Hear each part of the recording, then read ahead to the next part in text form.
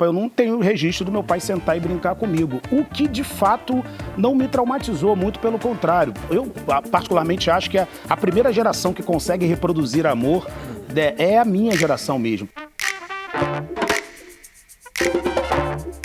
Vem com o pai aqui, que essa é a semana do Dia dos Pais, do Papo de Segunda. Feliz Dia dos Pais para você que é pai de 3, como Francisco.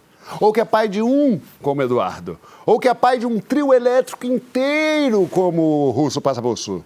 Ou que é pai de pet, muito orgulhoso como eu. A gente recebe um rapaz que é pai de 2 e também é pai do novo programa do GNT Pai é Pai, Rafael Zulu! Que alegria, que presente estar aqui com você. Obrigado pelo convite. Lindo! Desculpa, não aguentei.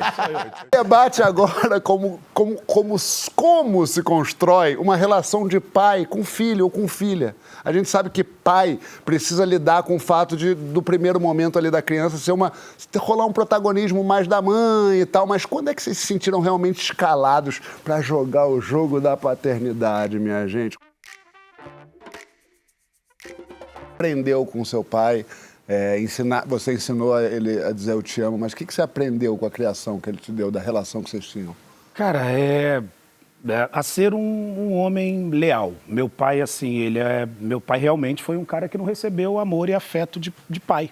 Perdeu o pai muito jovem, a mãe sempre precisou resolver a vida de tantos filhos, então minha avó era uma relação muito baseada na agressão. Meu pai é um cara realmente que ele foi agredido, tem cicatriz na cabeça, costela perfurada. Meu pai tem cicatrizes no corpo de agressões da minha avó, que naquela época, inclusive, era naturalizado isso. E meu pai não reproduziu isso pra gente. Meu pai nunca encostou o dedo na gente. Porém, ele também nunca conseguiu dar amor. Ama do jeito dele. E o jeito do meu pai amor, a demonstração de amor do meu pai era trabalhar.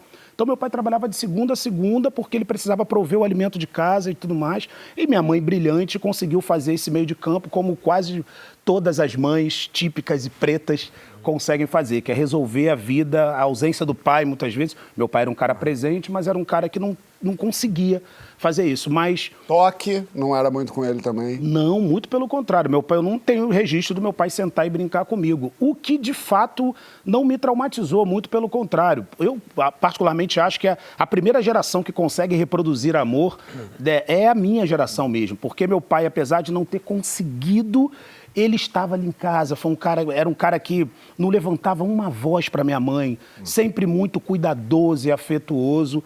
E aí, o nascimento da Luísa, diga-se de passagem, faz com que quebrado ele. Quebrou. Mas assim, respondendo claramente sua pergunta, meu pai me fez... A fidelidade é uma coisa que meu pai sempre foi um cara muito honesto. O trabalho sempre foi uma coisa que, dentro de casa, era uma referência muito grande nossa. Agora, você diz que ele não tem lembrança dele brincando com você, mas hoje em dia vocês brincam bastante juntos. E como brinco? Que lá, toda hora... Fala, dúvida.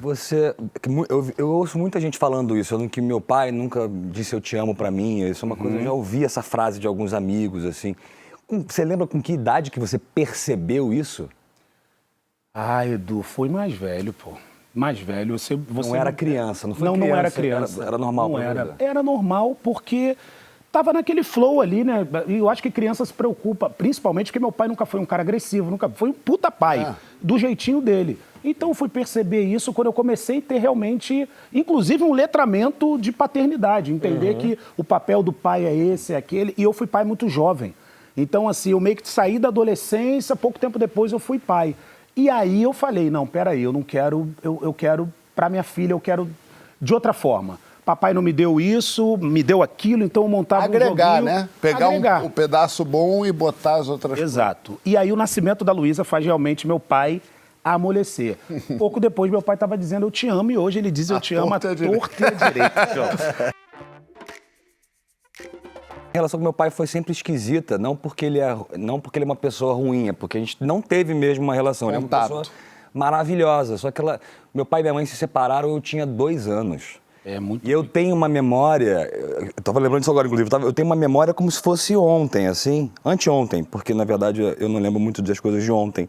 Mas eu tenho uma memória muito recente, deu no carro, no banco do meio, no banco de trás, no meio, sem cinto, como se fosse ontem. Eu falando, para de brigar, sabe? Tipo, eu não lembro de coisas do ano passado. Uma Talvez memória muito fresca na minha cabeça. 15 minutos atrás. E como eles se separaram, por causa também de traição e não conexão, né? A falta de conexão.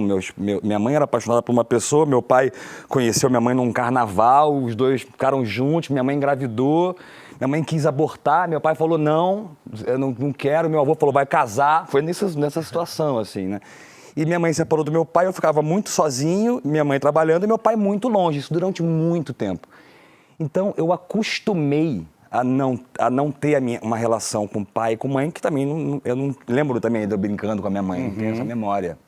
Então, eu perdi essas raízes e descobri em terapia que eu tive uma depressão quando eu era criança, por esse motivo. Uma depressão que não foi tratada, porque eu ficava quieto. Eu deixei pra lá. Pra mim, aquilo também eu naturalizei aquilo como se fosse uma coisa normal. Só que eles não tinham relação. Tipo, eles não se... Meu pai sempre gostou da minha mãe e tal, mas minha mãe odiava o meu pai. Minha mãe falava mal do meu... Na minha frente, seu pai é mau caráter, seu pai é um não sei o quê. Na minha foto de casamento, o meu pai é a 5 metros de distância. Mesmo no momento desse... onde ela aceitou ele estar na foto, sabe? Depois de 30 anos, ele mesmo assim está distante, sabe? Então é triste demais uma relação dessa, né? Que faz muito mal para a criança, é óbvio, só que não precisa você chegar num lugar de uma pessoa que você ama, que você teve um resultado de amor ali, que foi uma criança, né? Que foi uma referência. Vocês, tudo bem se separar, não precisa nem estar junto, mas vocês se odiarem, peraí, né? Ou, pelo menos, falar pro seu filho que você odeia, não então precisa. Eu não vou ter isso com certeza. Entendi. Eu com certeza não vou passar essa energia do ódio, essa energia do distanciamento. Eu vou ser uma pessoa, talvez, muito melhor do que pai. Eu vou ser uma pessoa muito parceira. Um amigão. Muito melhor, sabe? Ele vai poder contar comigo para Isso, pra mim, eu acho que é a grande...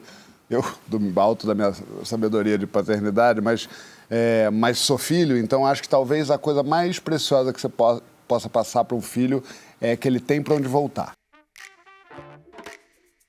Sobre essa questão do começo da vida da criança ser protagonizado pela mãe, como é que você lidou quando você virou pai com esse papel coadjuvante? Então, enquanto o Rafael falava, eu estava pensando aqui, eu acho muito feliz o título do seu programa, velho. Pai é pai, porque ele concentra todos os sentidos de transformação de papéis de gênero pelos quais a gente vem passando e como é que isso impacta na parentalidade, né? Nas gerações anteriores à nossa, dos nossos pais e avós, etc. e tal, a expressão consagrada era mãe é mãe. Né? Mãe é mãe significa que o lugar da mãe sempre foi um lugar natural. Essa naturalização tem ao mesmo tempo uma razão biológica, né? A mãe gesta, a mãe, pelo menos parte das mães, amamenta, né?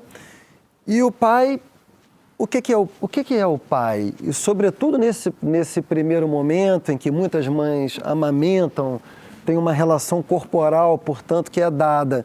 E sobretudo, porque mais forte que o biológico ainda é a cultura, né? O lugar da mãe é o lugar a que estava associada a própria ideia de mulher.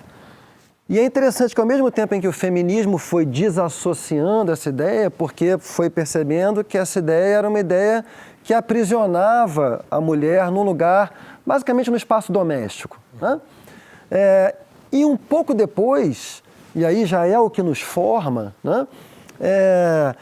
O lugar do pai foi surgindo como também um outro lugar, e que aí eu acho que o seu título, cara, ele consagra esse outro lugar do pai.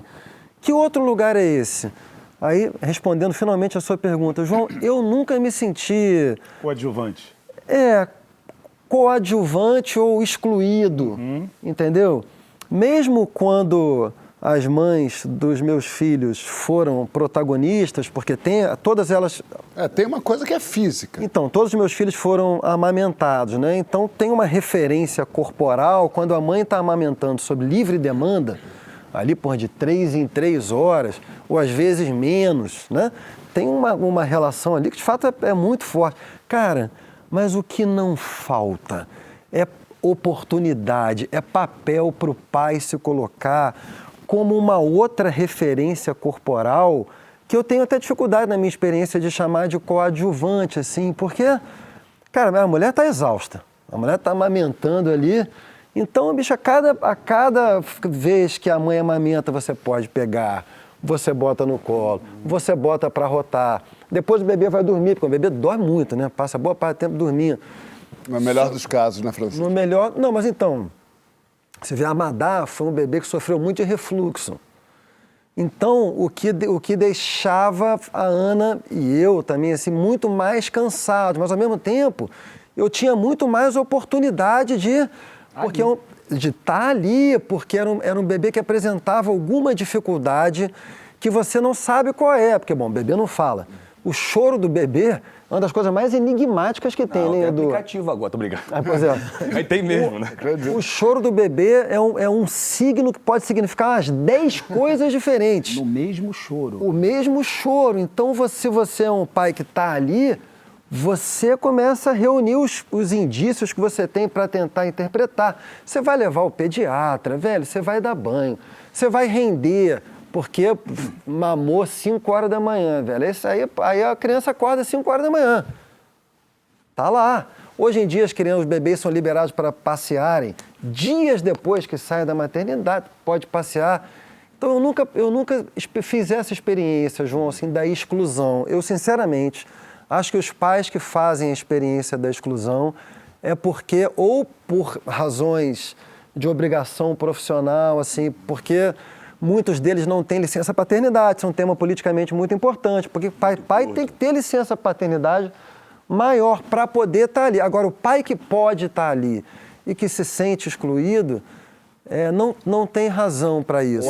Quando a minha primeira filha nasceu, eu imediatamente comecei a cuidar dela e imediatamente eu poderia tomar para mim a expressão pai é pai. Porque isso aí surge da responsabilização e do cuidado. Assim como uma mãe é mãe, a mãe não tem dúvida que é mãe quando seu filho surge. Uhum. Se você for um pai... De novo, viu? Se você for um os pai... Os deuses do microfone estão... Se você for um pai... Se você for um pai que se responsabiliza, pai é pai. Você não terá dúvida da sua paternidade. Falar de mim e do meu pai é uma das coisas mais bonitas que eu falo pra todo mundo, até porque eu fui presenteada com uma raridade de relações tão profundas e abertas entre pais e filhas. Então eu amo poder compartilhar a vida com meu pai e, de fato, é uma história muito bonita que a gente construiu e está construindo. Eu sou muito apaixonada pelo meu pai é um dos meus maiores amores. E eu te amo muito, seu Rafael Zulu, te amo muito. E obrigada por ser esse pai tão incrível, tão companheiro, de ter ido comigo nesse projeto de paternidade para ajudar cada vez mais esses pais e filhas nessa relação. Que sorte a minha e do Calu ter você com a gente sempre. Fala, papai, eu te amo. Eu te amo. Manda um coração. Um beijo. Um beijo. Tchau, papai. Rafael. É uma armadilhazinha que a gente trouxe. É uma armadilha. Grande Rafael. E aí? Não sei, né? Fala qualquer coisa. Cara, a Luísa é foda a Luísa, porque ela sabe exatamente o que significa a nossa relação. Assim. Eu e a Luísa, a gente encontrou um lugar de cuidado, de respeito, de diálogo. Eu costumo dizer que é muito mérito meu e da mãe, e aí eu falo isso sem pretensão alguma e arrogância também, de ter conseguido romper a barreira da confiança com a nossa filha, né? Maria Clara, que divide a missão e a responsabilidade, né, e a beleza de educar a Luísa, a gente conseguiu ultrapassar essa membrana da confiança. Então, Luísa, ela é uma pessoa que ela tem liberdade para falar comigo sobre absolutamente tudo. Luísa, quando menstruou, ela ligou para mim, papai, menstruei. Eu falei, filha, que maravilha. Eu estava numa viagem em Bitpoca. Quando Luísa transou a primeira vez, ela falou, papai, eu perdi a virgindade. Você é o segundo a saber. Eu só falei com a mamãe. Eu falei, que coisa boa. Ou seja, a figura paterna que teoricamente era para ela ter... Opressora. Ela encontra em mim é afeto, cuidado e abraço, assim. Então, é lindo ver a Luísa falar o que ela acabou de falar e eu não me envaideço, eu fico orgulhoso mesmo. E o Calu é essa coisa maravilhosa que eu tive o presente de ganhar, que a Aline, minha mulher, que eu amo, beijo, Aline, me deu, assim. Né? Eu costumo dizer que os nossos filhos que escolhem a gente, mas é muito legal a gente saber que a gente escolheu mulheres incríveis para dividir a vida com a gente, que pode dar pra gente esses serizinhos lindos, né? Eu sou muito apaixonado pelos meus filhos.